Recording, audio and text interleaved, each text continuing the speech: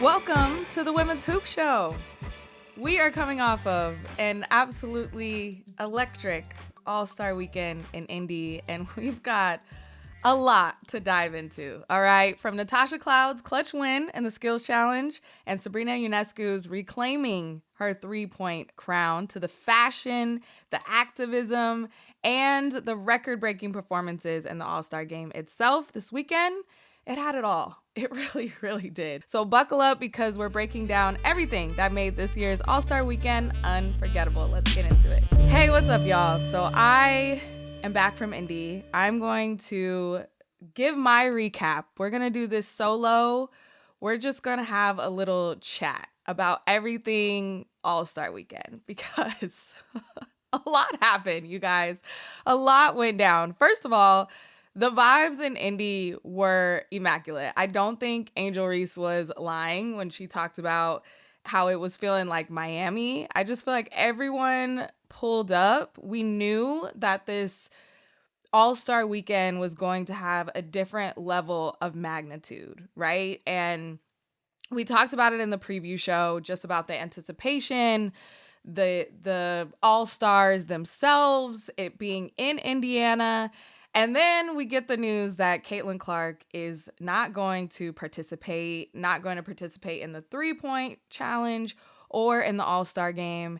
And it did kind of take a little bit of the air out of the city because I think there was just so much buzz, one, about seeing Caitlin compete in the three-point contest, but just it being her city. But it did not take away from all the other All-Stars that made it. There was definitely some very last minute decisions by Kathy to call Brittany Sykes and Bree Jones to fill in for both Satu and Caitlin. Lexi Hull got the call to do the three-point competition because she was already there and it was in Indy. So I think that was the right call. But we're going to talk about everything. First, I want to say the Stud Buds 72-hour stream was giving me life. I don't know if you have been living under a rock and you did not see any of those clips from Natisha Heidemann and Courtney Williams. What they have done, I think they changed everything. Will they be able to do it again? We don't know. There was a lot caught on camera that probably we should not have seen from the parties that happened over All-Star Weekend. But it was a spotlight on different personalities in the WNBA, which is what I loved. It was also a spotlight on just how amazing Court and T are together, but also how loved they are by everyone in the league. They got Cheryl Reeve on camera during a party dancing, which was hilarious because the next day at practice, she was like, "You can't believe everything on the internet. That was AI." That was so funny. They got Kathy Engelbert, the commissioner, dancing to Nuck If You Buck. We can't unsee that, unfortunately.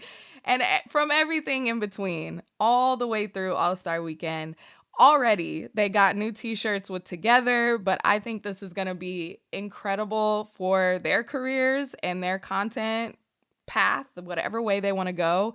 It brought such a different element to All-Star Weekend this year. So I had to shout out the Stud Buds.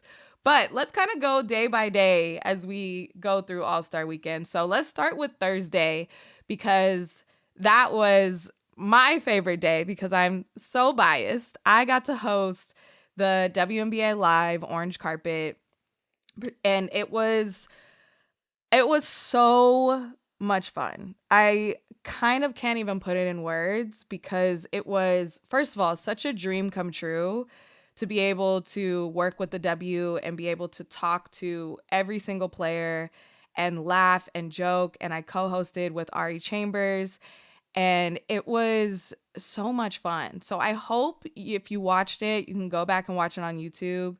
It was like an hour and a half. It was probably only supposed to be like an hour, but we had too much fun. We were talking way too long with everybody. go back and watch it, and I hope you had so much fun tuning in because I had a blast hosting it. And my favorite part about hosting it was getting up close and personal to all of these looks that were strolling through the orange carpet because we knew the girls were going to show out. It's All-Star. They're stars, okay? But they're also fashion stars. And I feel like we got a little bit of a taste of that. Just some call outs, okay? Angel Reese. She was a cheetah-licious dream. First of all, just standing that close to her, her makeup on point, hair on point. Everything was to a T. It was flawless. I know she was hot in that coat. I know half of them were hot in these outfits because Indy, that weather, I have some complaints, okay? I don't know how you guys do that. It was storming, but ridiculously hot all at the same time. I'm not used to those Midwest summers. I'm a California girl. But a lot of these looks just made me hot. I was sweating, and I was in a blazer and shorts. But Angel Reese looked absolutely stunning. I loved Skylar Diggins' look. It was sequins. It was actually like sequin shorts underneath this jacket that had a train, and it was all black. It was gorgeous, the detailing of that. And then the orange glasses, just a little pop of an accessory. I loved that. Ryan Howard was my absolute favorite moment of hosting the orange carpet. It was hilarious. And she said this was a one-of-a-kind runway look that don't go try to find it because you can't. Only this is for Ryan Howard. It was like a leather and velvet with the red kind of flames on it. It was incredible. Her favorite part of her outfit, though, was the grill. She had like a link chain that was a part of it. It was a whole thing. I love how Ryan was like, I may not be playing in this game, but I am going to show out for this orange carpet, okay? Put some respect on my fashion. I loved Kelsey Plum. She had this red sequence mini dress that was long sleeve with a really long braided ponytail. She said that she wanted to step out of her comfort zone. She doesn't usually wear a bright color or red or texture. So it was stunning. And I think it went with the orange of the orange carpet really, really well. Another one that I wanted to shout out was Asia Wilson. I think this dress and the hair, the earrings, everything just went so well together. And that color on her, it was like a maroon purple, and the dress kind of looked like wet. Like it had this type of silhouette that just flowed off of her. And she usually covers the leg with the leg sleeve, but she had the leg all the way out for the orange carpet. I loved it. I loved that look. That was one of my favorites. And then a special shout out to Sabrina Ionescu, Nike tights. She said that these are one of one. They were just made for her, but so many people have asked her about it that Nike might start selling them. And I would buy those immediately. They were so cute. So many great looks from the orange carpet. I think we know that the WNBA girlies will show out. Also, it happened Thursday. There were so many parties. There were so many different events. I think Indiana just really took advantage of this moment. And I think that, yeah, they really did it. They did a big one. They did a big one in Indy. And I loved it. Again, thank you to the WNBA for having me host that orange carpet. One of the highlights of my career. And hopefully I can host more. If you guys keep saying that you like it, keep telling the WNBA because I had a lot of fun. All right, let's take a quick break. And then when we come back, we're going to go into All-Star Weekend of Friday night action, which had a lot of action. So we'll get into that. We'll be right back. All right, welcome back to the Women's Hoop Show. And now let's talk about All-Star Friday night. First, I just want to put out there, I need Friday night to be longer. And me and Lexi kind of talked about this in the last episode, but there needs to be some other events that happen because there was a lot of buildup. There was a lot of people in the arena. There was a lot that went into Friday night, and it was like an hour. It would just went by way too quickly because these events are timed and they're very quick. So they tried to elongate it a little bit with like Holly Rowe and these interviews, but I think we need one more event. That would be my plea. One more event, one more opportunity for players to get money. And I don't know what that is. I don't know if that's like a rookie versus sophomore type deal. I don't know if that's I don't know. Bring a dunk contest in. We got some dunkers in this league. What would that look like? Okay? Just let's get some more events to make Friday night feel fuller, because I truly felt like when it was over, I wanted more. And I know that the fans in attendance and the fans watching wanted more from Friday night. So that's my plea. Okay? Now let's get into the events that actually happened. So started off with the Kia's skill challenge. And I had a prediction that Natasha Cloud was going to win this. Okay, she was focused. My second pick was going to be a Skylar Diggins, but she did not do well. But it went down to the wire in that final round. It was between Erica Wheeler and Natasha Cloud, and the final time was 36.4 seconds, and she beat Erica Wheeler by 1.1 second. Wow. And Natasha Cloud, I think my favorite thing about it was her just saying afterwards, shouting out her girlfriend / teammate, Izzy Harrison, saying, I got this check for $55,000 from Aflac plus a $2,500 from the league, which is chump change.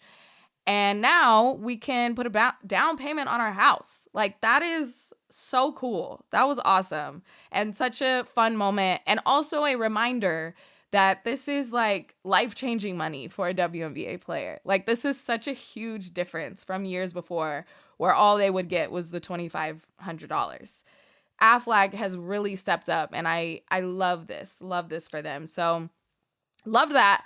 I will say I saw something on X where someone tweeted, I don't even know if it's still tweeted anymore, posted that Erica Wheeler made her shot and Natasha Cloud missed all her shots in one of those sections. I think it was the corner 3 with the whole little like lightsabers that were going around. That there should be some penalty. Like, Erica Wheeler should get a bonus if she made a shot rather than Natasha Cloud missing all of her shots. And Erica Wheeler responded, and she just put like all exclamation points. So that was really interesting. Gotta fine tune those rules, especially if it's getting really close. I don't remember it being this close before, especially in the skills challenge. So that really, I don't know, it just made it more exciting because it went down to the wire. So we'll see. It was so cute the moment Erica Wheeler and Natasha Cloud hugged. Ionescu ran down the court and hugged Natasha Cloud.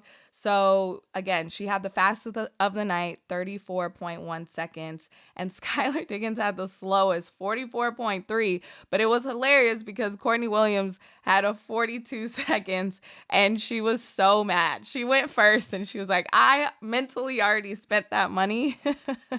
So she was so mad at herself for not going hard. And Natasha Cloud also was talking about, she was like, yeah, they were out partying the night before. I went to bed early. I came in and stretched, prepped. Like, she took it very seriously because she really wanted that money.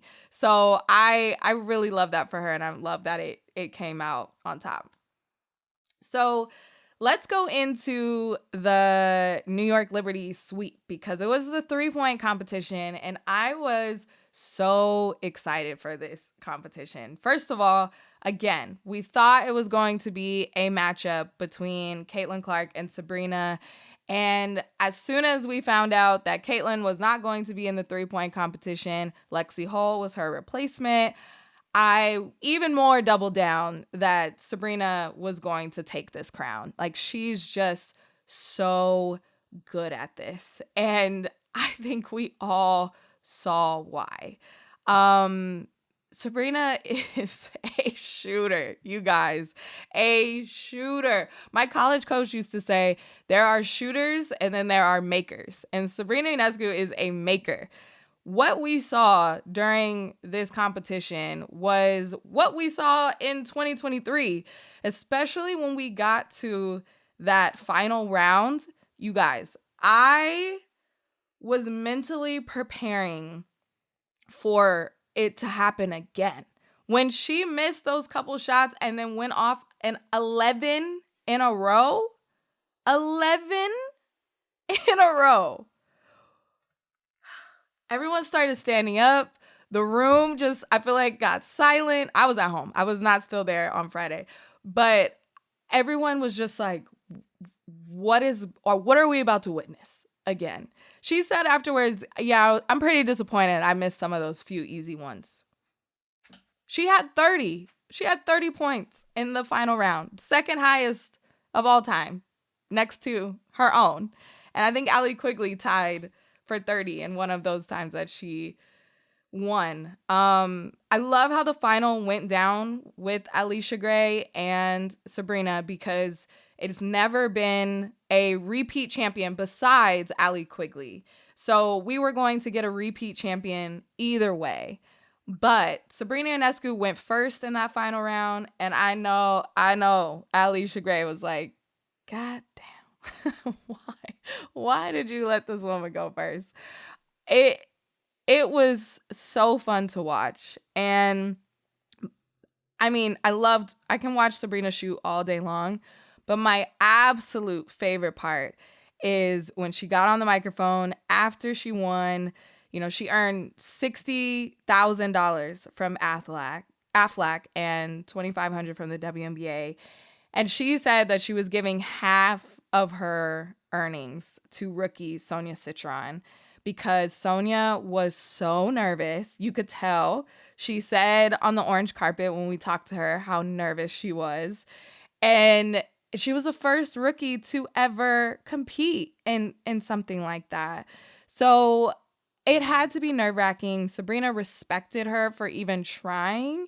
And the fact that she said, yeah, first of all, that's such a flex. I don't even need this $60,000. Here, rookie.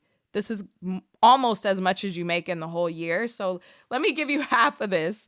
Such a flex from her, but also just like shooter to another shooter. And I think Sonia is never going to forget that. Like, she's always going to know that her vets were looking out for her. She even said walking the orange carpet, Skylar and NECA, like, they wanted to hype her up. They hyped up her outfit. They hyped her up to go down the orange carpet. So it was very much this whole sub-theme of All-Star Weekend is vets looking out for the rookies. So I loved that part. But hopefully, one of these years, we will get Sabrina versus Caitlin Clark. I think the people want it. I think it will feed families. And overall, though, really happy with everyone that competed in that first round. I mean, high scores. Sonia Citron had the lowest with 19, but Sabrina having 25, Alicia Gray having 25, Kelsey Plum, who went first, had 22, really set the standard. Lexi Hall had 20. She had a little bit of a rocky start, but finished really strong. But it went down to Sabrina, Alicia Gray, and Sabrina took the crown. Absolutely incredible. I'm still not over those 11 consecutive shots. All right, WNBA, we need Friday to be longer. That's all I'm going to say. I want more. I want more from these stars. And New York Liberty had a clean sweep of Friday night. And if there was one more competition, I don't know, maybe they could have had even more people competing. And that brought more players to All-Star, and it would just be more of a spectacle, which I just want more. Okay, when we come back, we are going to talk about All-Star Saturday. I have a lot of thoughts. A lot of thoughts. We'll be right back. Welcome back to the Women's Hoop Show. It's your girl, Jordan Robinson here. And let's talk about the main event. All-Star Saturday night. I planned my whole day around this. Like, I was going to be sat. I was so excited. And honestly, I think the spectacle and everything, it lived up to the hype in general, I think. We'll get to the game in just a little bit because I have some thoughts about the overall game. But I need to start with how the players started. Right when they came out onto the court, it was no, how do I want to say this? They made a perfect statement at a perfect time, and it was purposeful. Coming out, removing their warm-ups and revealing shirts that said, "Pay us what you owe us." Let me repeat that. Pay us what you owe us. The wording was specific, the timing was specific, and nothing that WNBA players do, because this is not the first time that WNBA players have been outspoken or have been in the activism spotlight, and it definitely won't be the last. This is a very progressive league, but this is about getting what you are owed.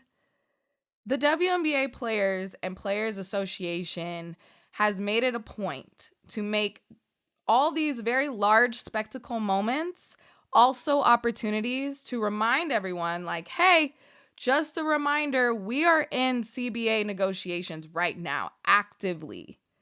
The players opted out of the current CBA in October, and since then, it has been an emphasis to remind everyone, we are not getting what we are owed. We are not getting our value of what we believe we deserve. And I stood up in my living room and applauded. I think it was genius. I also want that shirt because I think I heard some people saying, can we buy these and like the money proceeds like go to rookie salaries?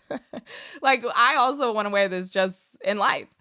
But it was so important. And I want to say, let me just go on a quick little tangent, quick little soapbox, because a lot of people have lost the plot. This has blown up on social media about how could they? How could they do this in this type of moment? They ruined the All-Star game by saying they're owed money. The league hasn't turned a profit in years. How could they say they deserve more money? First of all, please shut up. Please stop talking and just read. Just read and listen, because the players are saying we are not asking for billions of dollars.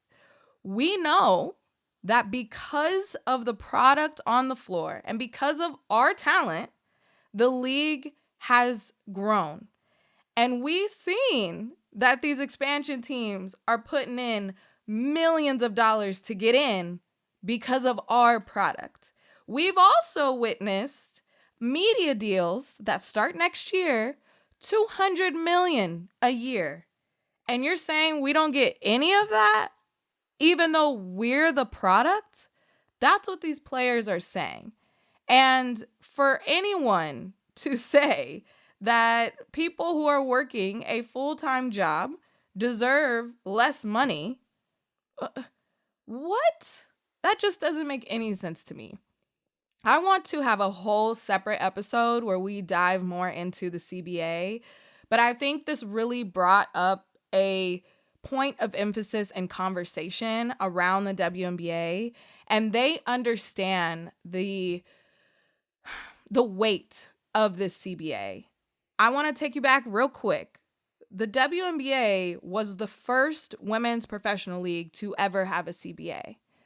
And this is something that when they sign this CBA deal, whenever we get to that point and whenever both sides can agree, WNBA players and the WNBPA leadership understand that this is going to be monumental for all women's sports, not just the WNBA.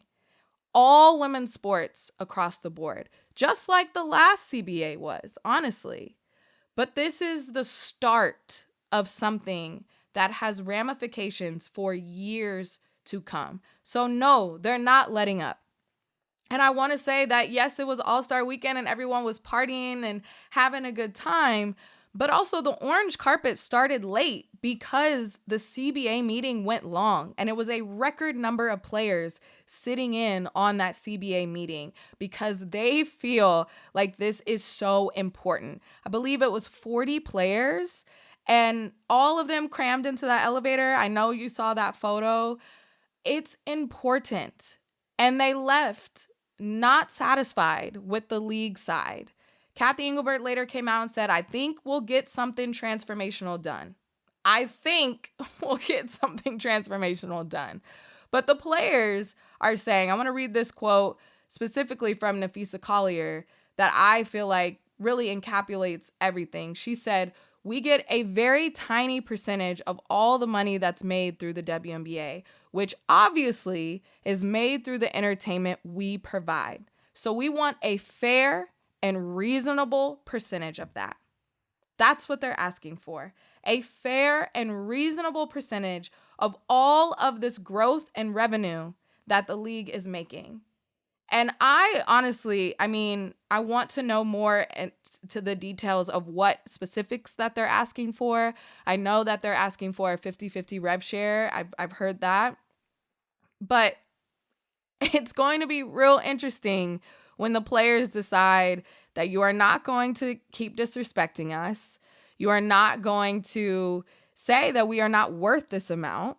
And when it gets to a point, I hope not, but if it gets to a point of a lockout, it will be very quick to see what is really going on here and what the league is going to prioritize. So that's all I'm going to say on that, which was a very long soapboxing rant. But I beg you, if you are seeing people that are saying the league hasn't turned a profit, they don't deserve more money, please. The NBA, those first 40 years, even the last 20, some of those teams didn't turn a profit. You think the NBA players were like, oh my gosh, yeah, maybe you should take some of my rev share away because my team didn't make enough money. No, that's not happening. That's not happening in any business. They are the product. They deserve to be paid what they're worth. Okay, so the warm-up shirts were awesome. I love them. I want to buy them. The game starts. And here's my other bone to pick. With all the reshuffling of the players and new players coming in, injured players sitting out, some other players got moved into the starting lineup. I want to talk about Jackie Young. Here, I have a little bit of bone to pick to you, J.O. A little bit of a bone. She started, and she got the honor of being a WNBA All-Star starter. She got the honor of being a WNBA All-Star. She played in the game for 1 minute. 1 minute. And then she did not return. And then Ryan Ruocco gets on the call, and he's like, yeah, Jackie Young is nursing an injury, so she's not going to play the rest of the game. What? So, because some of the other players couldn't even suit up, they didn't get to play and they get replaced. But Jackie Young decided she just wanted to start and sit the rest of the game. I'm just confused. It was just a lot of last minute switcheroo, move around. So for that to also happen, and I know that the head coaches of each All-Star team kind of go to the vets first and say how much do you want to play really? And then trickle down from that. But I just thought that was really interesting. But the caveat to that is that Brittany Sykes had one of the most minutes played and she got the call the last person to get the call, and she played the most minutes next to Kiki Ariafin, I believe, for Team Clark specifically. So I just thought that was interesting. But shout out to Slim. I'm so proud of her for showing up and being an all-star. That was amazing. My other bone to pick, And then I promise I'll get to the positives. Let me just vent real quick, okay? The 4-point shot this time around was definitely more annoying than when they had it a few years ago. I don't know what it was, but everybody was trying to shoot a 4-point shot. And it just got weird. Like, it just felt like a shooting contest a little bit. It wasn't as fun to watch. And then you have just the lopsidedness of shooters, I think. That was pretty obvious. Like, Team Collier had a lot more shooters, so they were making a lot more of those 4-point shots, and that's why it was such a huge lead at halftime. I wanted it to be close, and me and Lexi talked about this last time, and Lexi called y'all out. She said, if you don't shoot a 4-point shot, don't try to do it in the All-Star game. And they did not listen to you, Lexi, because everybody was trying to get in on the 4-point shot.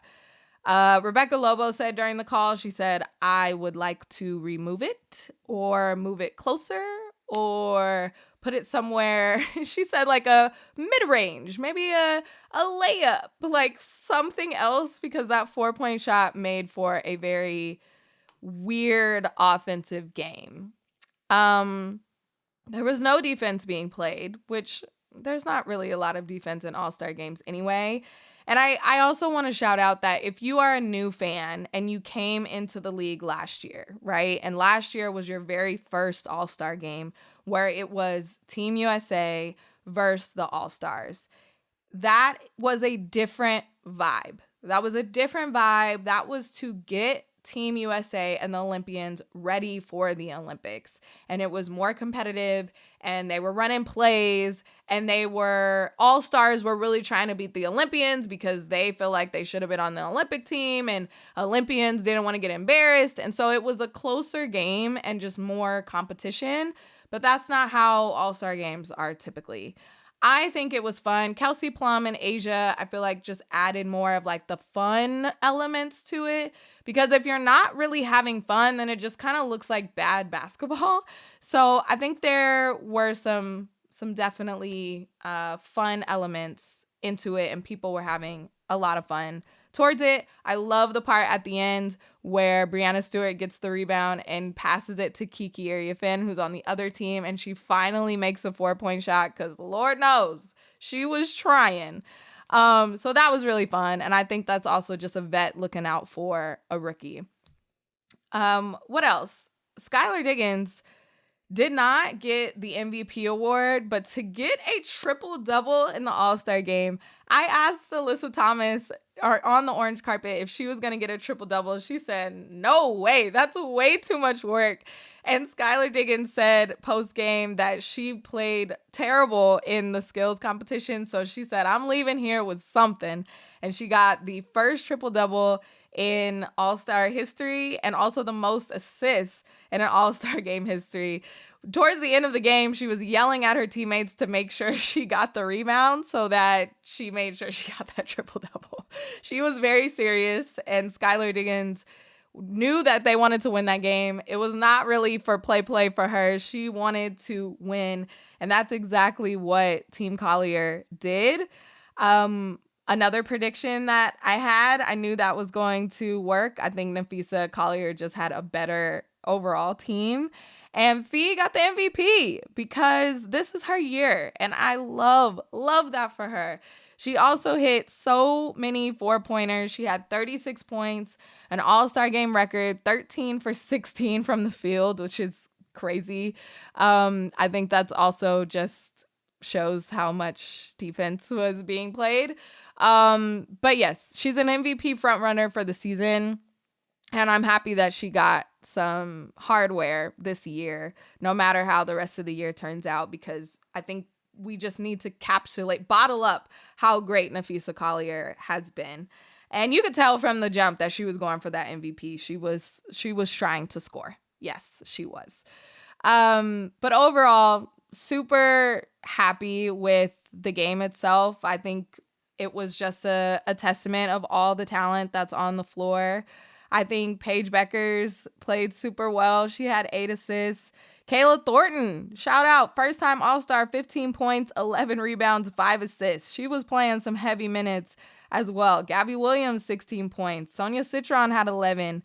So these were all the rookies and first-time performers, and really that's what it's about. Kelsey Plum, I think she was also trying to gun for that MVP a little bit too. Sometimes she was casting from a little too far, but she had 16 points as well. Shout out to Team Fee. I think that they deserved it. They had a lot of the vets, a lot of people that have been there. And then they also kept the main thing, which was, yes, we're having fun and this is awesome and I love it, but you're going to pay us what you owe us.